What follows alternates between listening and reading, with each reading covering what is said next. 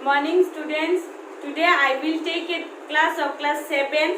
Okay, subject Hindi and chapter 4. So, in my before class, I will finish already my explanation and word meaning also. Okay, and then today I will give you some question and answer. Means short type question and answer. Today I will give from this chapter. So you listen carefully and you follow this video first to last very carefully. Okay. And if you have any problem of these videos and after following this video, then you ask me in the group of TPS. Okay, so let's start students. Chapter 4 class 7 प्रश्नों के उत्तर. अभी जो हम class लेने वाले हैं वो हिंदी है, तो मैं अभी हिंदी में ही सब ट्रांसलेट करने जा रही हूँ. ठीक है, तो हमारा पहला जो क्वेश्चन है वो क्या है, कठपुतली शब्द का अर्थ क्या है. तो पहले ही मैं दूसरी बार तुम लोगों के सामने ये बोलना चाहती हूँ कि ये जो चैप्टर 4 है, चैप्टर 4 का क्या नाम बताया था, क्या तुम लोगों को मालूम है या फिर भूल गए सब? कठपुतली. ठीक है, और कठपुतली में हम क्या देखे थे कि कठपुतली जो होते हैं, एक काठ से बना हुआ पुतली है, वो अपने पैरों पे नहीं नाच सकता, वो दूसरों के हाथ में नाचते हैं. वो उसके हाथों और पैरों में धागा बांधे हुए होते हैं और कठपुतली को इस बात से नाराजगी थी. तो ये था तुम्हारा एक जो शॉर्ट स्टोरी है इस कठपुतली के बारे में. तो अभी फर्स्ट क्वेश्चन, कठपुतली शब्द का अर्थ क्या है? काठ की पुतली. आई रिपीट वंस अगेन, कठपुतली शब्द का अर्थ क्या है? काठ की पुतली. नंबर 2, कविता में कठपुतली किसकी प्रतीक है? कविता में कठपुतली किसकी प्रतीक है? मतलब कविता में जो कठपुतली को बताया वो हमारे जो इस समाज में किसकी तरह है? तो आम लोगों की तरह, आम लोगों की तरह यानी कि जो कॉमन पीपल है उसकी तरह है कठपुतली की जिंदगी. ठीक है. नाउ नंबर 3 क्वेश्चन, पाओ को छोड़ देने का अर्थ क्या है? पाओ को छोड़ देने का अर्थ क्या है? आंसर इज स्वतंत्र कर देना. स्वतंत्र कर देना यानी कि मुक्त कर देना, स्वाधीन कर देना, फ्रीडम फुल जिंदगी उन लोगों को देना. ठीक है. नंबर 4, कठपुतली ने अपनी इच्छा कैसे प्रकट की? आई रिपीट वंस अगेन, कठपुतली ने अपनी इच्छा कैसे प्रकट की? आंसर इज क्रोध पूर्वक. क्रोध पूर्वक मतलब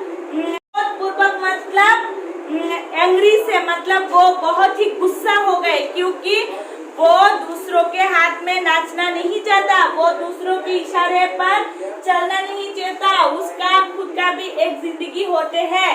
तो इसलिए कठपुतली अपनी इच्छा क्रोध पूर्वक मतलब गुस्से से वो अपना जो इच्छा है वो दिखाया, बोला. ठीक है. नंबर 5, कठपुतली को किससे परेशानी थी? कठपुतली को किससे परेशानी थी मतलब कठपुतली को किस चीजों से परेशानी थी?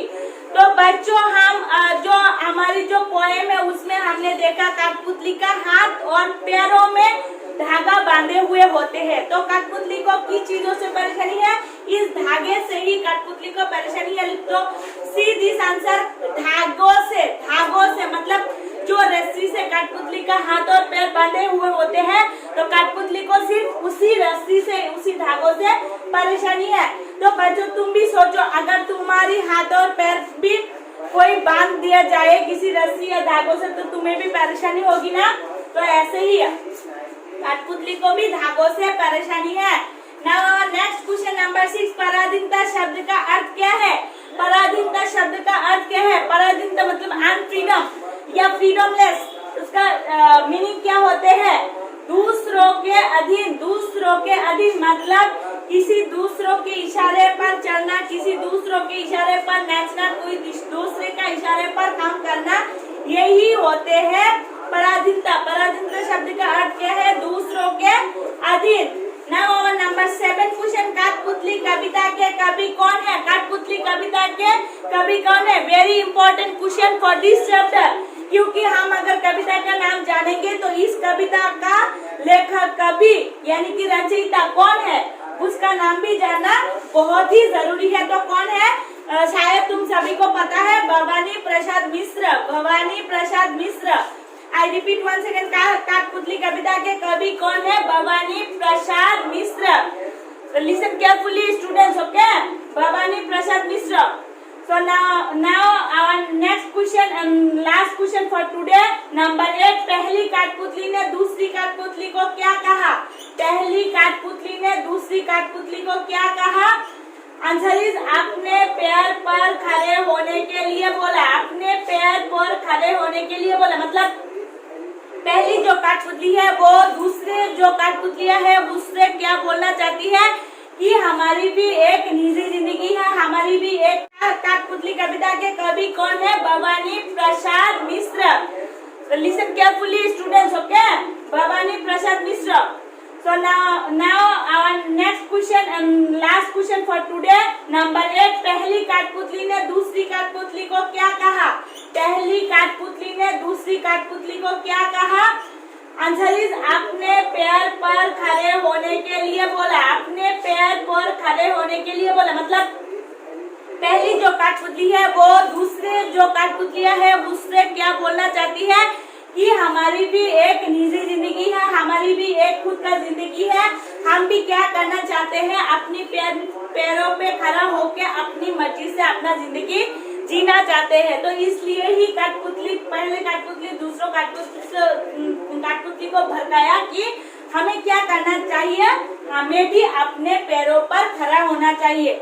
So this 8th question for today is enough from this chapter. Okay, students. So you follow this video carefully and you learn this question answer. It is very important for your coming exam. Okay, upcoming exam. If you have any problem of this chapter, then you contact with me in the group of TPS. Okay, and you ask me any type of problem in this chapter, then I will solve all the problem of yours. So from today it is enough. Thank you everyone.